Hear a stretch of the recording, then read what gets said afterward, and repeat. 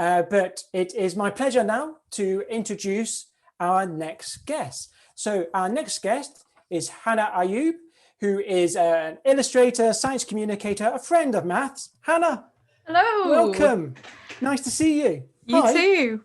How have you been? I'm all right. I've got cat ears on for Halloween, so, I can't complain. Looking good, looking good. Thank you. How's your lockdown been? Have you been surviving? You're a performer. Yes, and mostly an events producer too. So it's been an interesting 7 months, but I've been surviving, been making lots of art to get me through as well. Yes, because this is something that you do, aren't you? So you're an illustrator. And what sort of art have you been making over lockdown?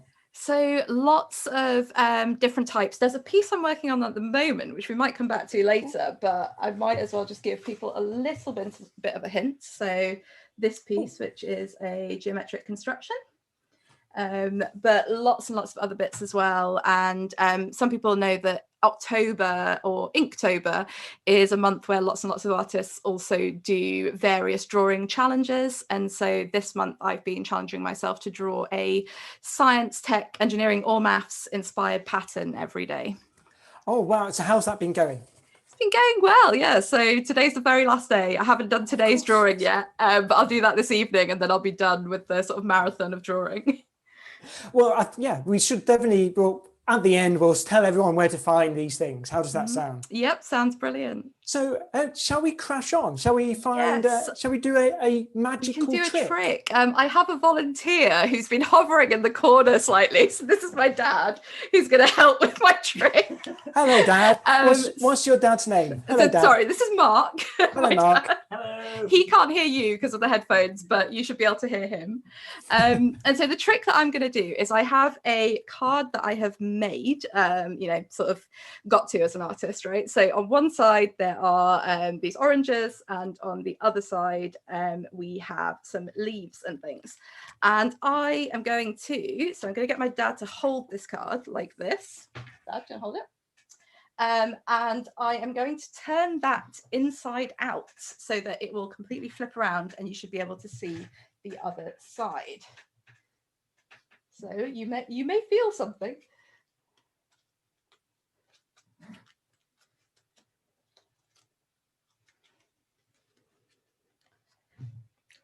Ta-da!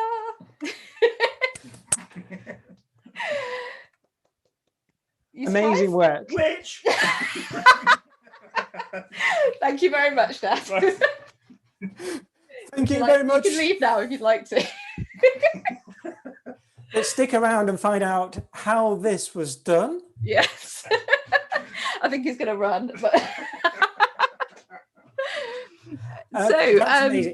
It's a wonderful trick. It's amazing. So your dad there, he's holding on to that.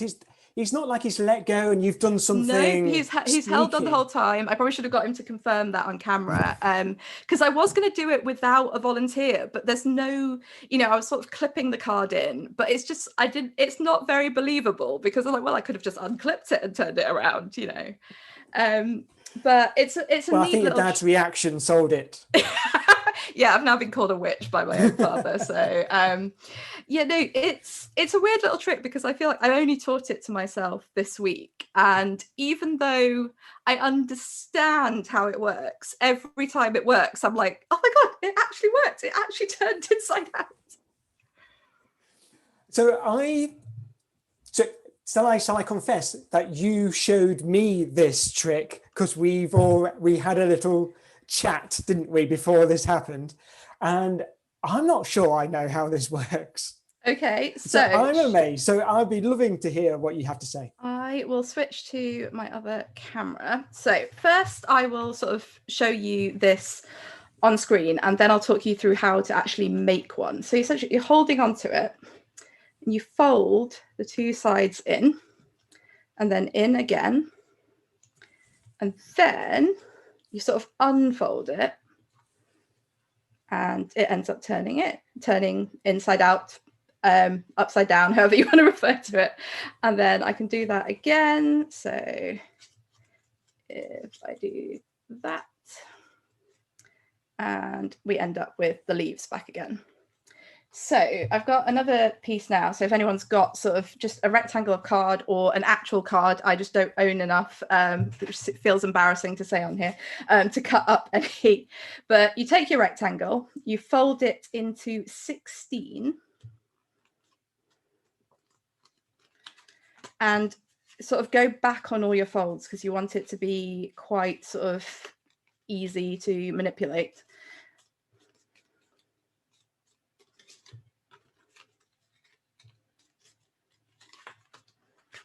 So into the middle.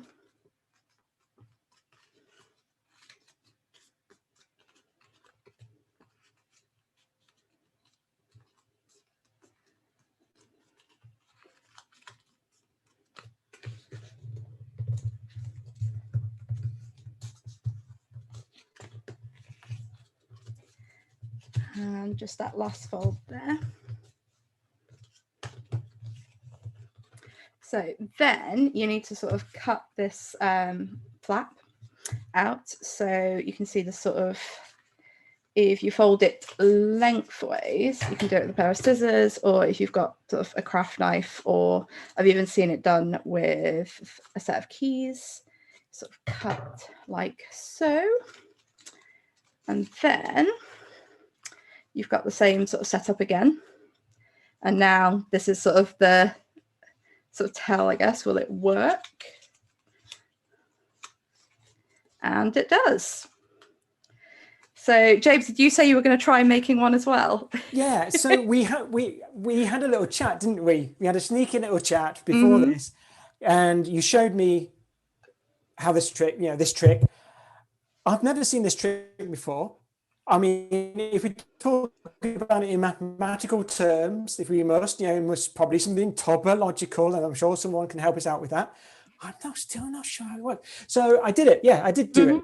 So I got a card out of a pack, got the Joker, absolutely, and I'm just amazed. So red on one side, Joker on the other side, and I'm still amazed by this. Now I keep getting this wrong. So it's the that way, then I continue folding, and it just unfolds itself really at this point. Yeah. And now it's red side tops. And now there's a hole here, so there must be some sort of idea that you're folding it through the hole. But it feels a bit too easy. So every time I do it, I expect it to catch, and it does. Just sort of. It's incredibly easy, and it's incredibly amazing. I can't get over this. I'm loving it. I'm stealing this. I'm using this all the time. I'm loving this trick. Where did you learn this trick? I taught myself the trick using some YouTube videos just this week. And so I think the hardest bit to it is doing it sort of under a cover.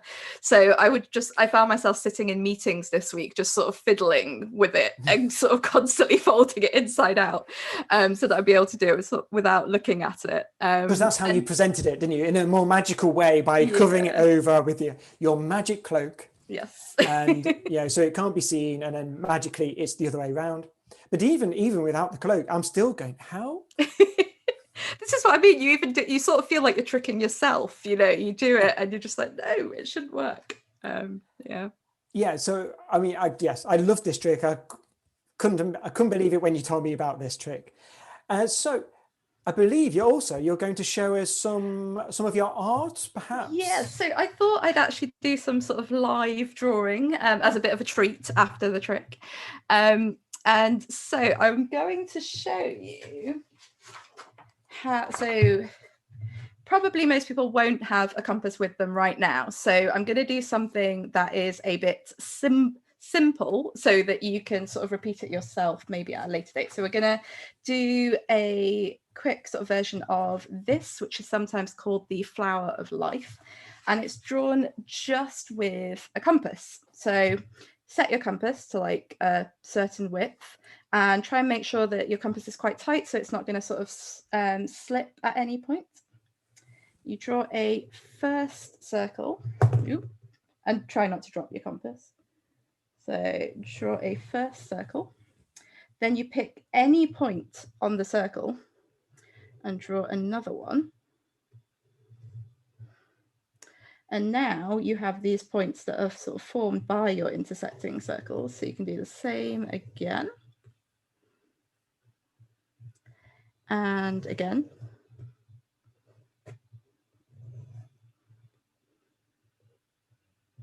I'm just going to check that. And again.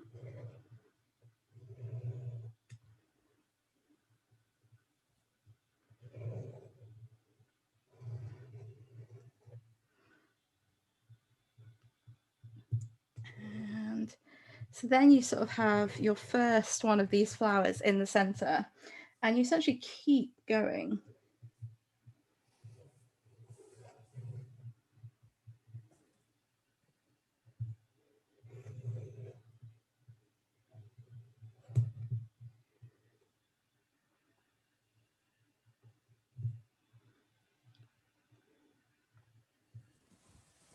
There's always a point at which I start to get myself a little bit confused.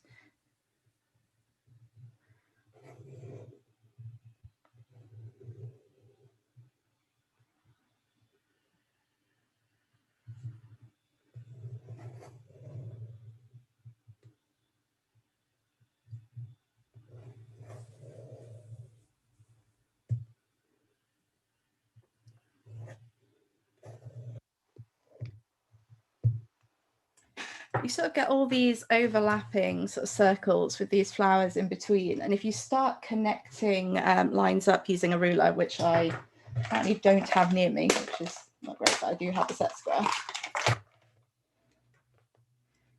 You can also start to see things like hexagons and triangles and rhombuses in there.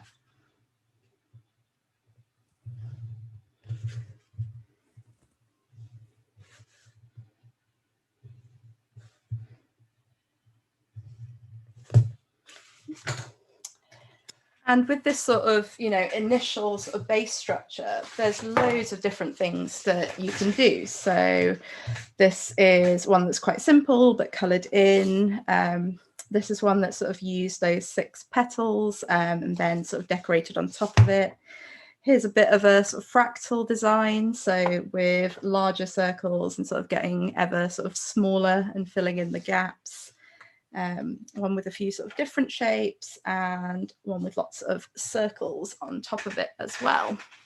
And I think it is Katie Steckles, who lots of you will know, who first introduced me to these sort of geometric ruler and compass constructions. And they are so much fun to do. And I've just found that time just sort of disappears when you start working on them. So I've shown you lots that sort of have this sort of 6 points to it, but if you start sort of going down the line of sort of pentagons and stars, it gets a lot harder. And I definitely am not at a point where I can sort of repeat that on camera yet, but I'd recommend sort of diving into YouTube and having a look at various tutorials if you're interested in this sort of thing. Yeah, well, in fact, that's some of the questions we're already getting in the chat. So they were asking, do these have names? Where can we learn more about this? Can we look this up? So Flower of Life is a good one to look up.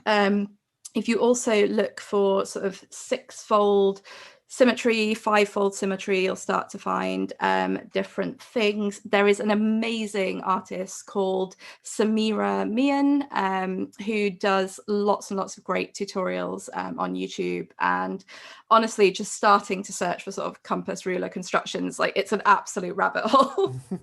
Is this something you've always done? Is this something you did as a kid? Is this something that you've got into as an adult? So I was trying to think about this recently, and I think I did do some constructions as a kid, probably at school, you know, really enjoyed it, but didn't think much about it. But it's actually been more recently, and especially since lockdown, that I've got into it a lot more. So Katie and I ran a sort of a workshop called Shape and Symmetry at Cheltenham Science Festival back in June, which was all about these constructions. And we had great fun running it together, because it's really nice that, you know, sort of Katie brings the maths and I bring the art, and then we actually repeated the workshop a few more times, and we're both hoping we'll get to do similar things in the future as well. But it's a bit of a bug. Like, I just find that it's been really fun to sort of use these mathematical concepts and tricks in my art. And so my highest maths qualification is a GCSE. So I sometimes still get that, you know, even with a science degree, I sometimes get these moments where I'm like, I'm not good at maths. And it's been quite nice to sort of rediscover that side of me a bit through art. So where can people see your constructions and what you've been doing over lockdown? So Instagram's probably the best place. I'm hana.ayoob hana.ayoob on Instagram. And I do also share art on Twitter at Hana Ayoob, but probably Instagram. If you just want the art, Instagram's probably the best place. And I should also say, I, as a freelancer and a small business owner, I also sell stuff in an Etsy shop, and I think the admins have the link to that, but it's Curious Octopus Designs on Etsy. Curious Octopus, yes, definitely. We can put the links wherever the links go, and people can find that quite easy. Curious Octopus is an interesting name for an Etsy shop. Why is it called Curious Octopus?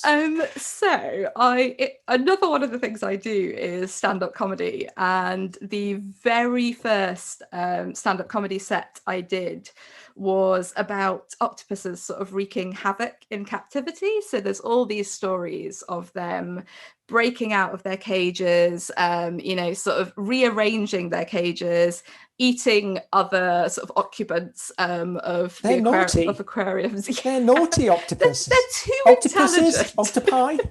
Octopuses, that's a whole Is it? Good. That's a good one to catch people out on. It has a Greek root, not a Latin root. So I'm going to try and get this correct. So if it had a Latin root, it would be octopi. Strictly speaking, with a Greek root, it should be octopodes.